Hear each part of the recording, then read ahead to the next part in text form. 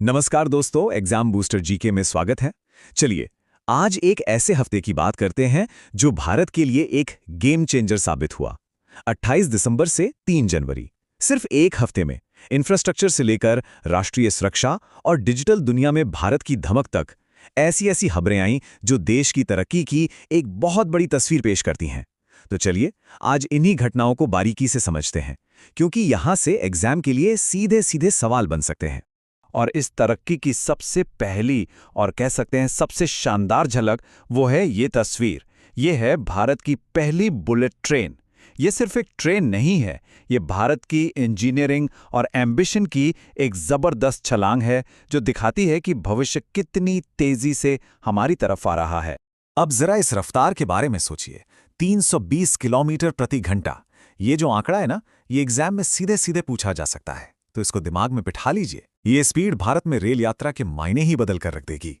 और इसका असर देखिए जमीनी स्तर पर क्या होगा। जो सफर आज मुंबई से अहमदाबाद का 7 घंटे लेता है, वो घटकर सिर्फ 2 से 3 घंटे का रह जाएगा। इससे व्यापार, पर्यटन और लोगों की जिंदगी में कितनी आसानी होगी। ये सिर्फ समय की बचत नहीं, ये अवसरों का एक नया दरवाजा है।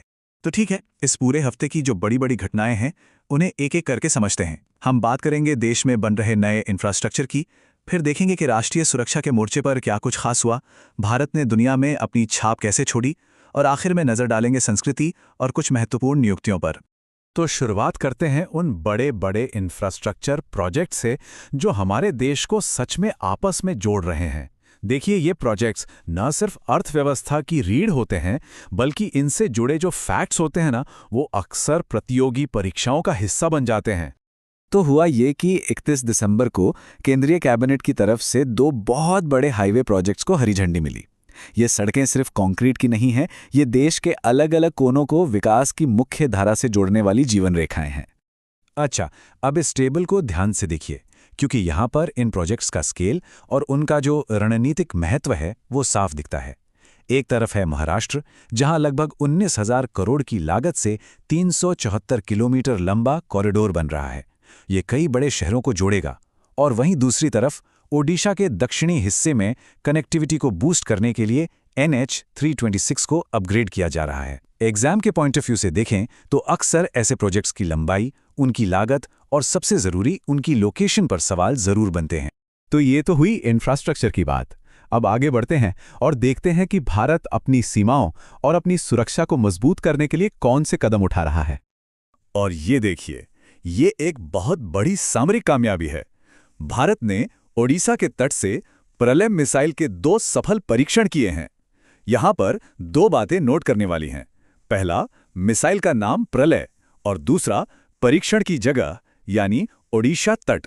ये दोनों ही एग्जाम के लिए बहुत जरूरी पॉइंट्स हैं। और सुनिए, ये कोई ऐसा वैसा साधारण टेस्ट नहीं था, इसे कहते हैं साल्वो लॉन्च। अब इसका मतलब क्या है? इसका सीधा सा मतलब है कि एक के ठीक बाद दूसरी मिसाइल दागी गई। ये एक ऐसी तकनीक है जो दुश्मन के एयर डिफेंस सिस्टम को पूरी तरह से कंफ्यूज कर सकती है, उसे नाकाम कर सकती है। इससे हमारी जो हमला करने की ताकत है वो कई गुना बढ़ जाती है। चलिए, अब प्रलय की कुछ खासियतों पर नजर डालते हैं। सबसे पहली बात, ये पूरी तरह से स्वदेशी है। इसकी रेंज 150 से 500 किलोमीटर तक है, और इसकी जो सबसे बड़ी ताकत है वो है इसकी क्वाजी बैलिस्टिक ट्रेजेक्ट्री। आसान भाषा में कहें तो ये हवा में अपना रास्ता बदल सकती है, जिससे दुश्मन के लिए इसे ट्रैक करना और रोकना लगभग नामुमकिन हो जाता है। ये सारे पॉइंट्स आपकी नोटबुक में जरूर होने चाहिए। डिफेंस सेक्टर से एक और बड़ी खबर आई। भारत और यूएई की सेनाओं के बीच डेजर्ट साइक्लोन 2 नाम का जो युद्धाभ्यास चल रहा था, वो भी इसी हफ्ते खत्म हुआ।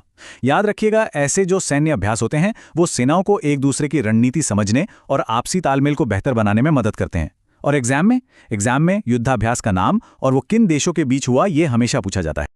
और इसी हफ्ते सेना का मनोबल बढ़ाने वाली एक और ऐतिहासिक घटना हुई। हमारी सशस्त्र बलों की सुप्रीम कमांडर राष्ट्रपति द्रौपदी मुर्मू जी ने स्वदेशी पनडुब्बी INS वागीर में एक ऑपरेशनल सॉर्टी की। ये बहुत बड़ी बात है। डॉक्टर APJ अब्दुल कलाम के बाद ऐसा करने वाली वो दूसरी राष्ट्रपति हैं। और हाँ, पनडुब्बी का नाम INS वागीर, इसे जरूर याद रखिएगा। तो हमने देखा कि सैन्य शक्ति यानी हार्ड पावर के मामले में भारत लगातार कैसे आगे बढ़ रहा है। लेकिन सवाल ये है कि क्या सिर्फ हार्ड पावर ही काफ़ी है? चलिए अब जरा देखते हैं कि भारत दुनिया के मंच पर अपनी सॉफ्ट पावर और डिजिटल ताकत से कैसे अपनी एक अलग पहचान बना रहा है। तो अब हम बात करने वाले हैं भारत के दो ऐसे क्षेत्रों की जहां आज पूरी दुनिया भारत का लोहा मान रही है।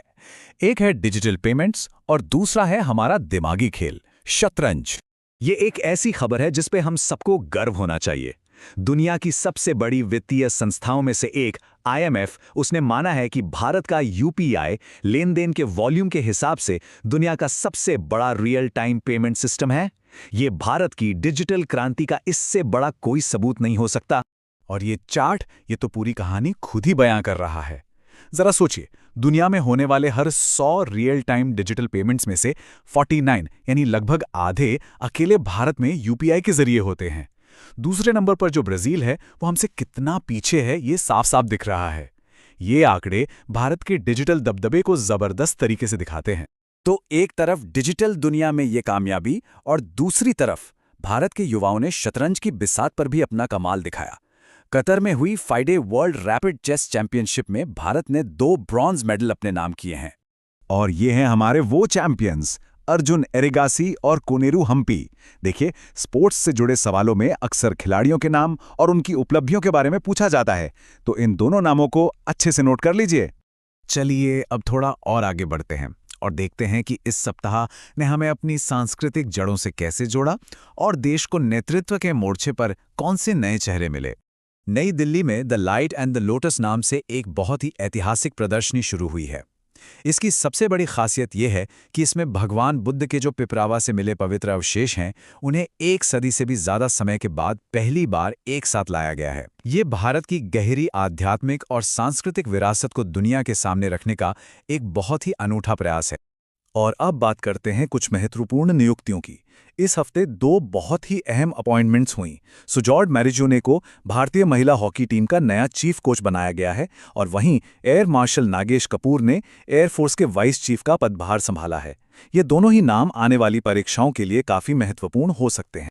तो अगर हम इस पूरे हफ्ते को एक साथ देखें तो क्या दिखता है? ये भारत की चौतरफा प्रगति की एक झलक है। जमीन पर हाईवे से लेकर आसमान में मिसाइल तक और डिजिटल दुनिया में UPI से लेकर शतरंज की बिसात तक हर जगह भारत आगे बढ़ रहा है। तो यहाँ सबसे अहम सवाल ये उठता है कि ये सिर्फ एक हफ्ते की अलग अलग खबरें नहीं हैं।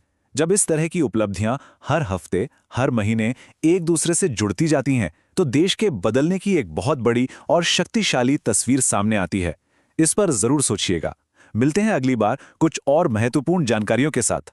तब तक अपनी तैयारी को मजबूत करते रहिए।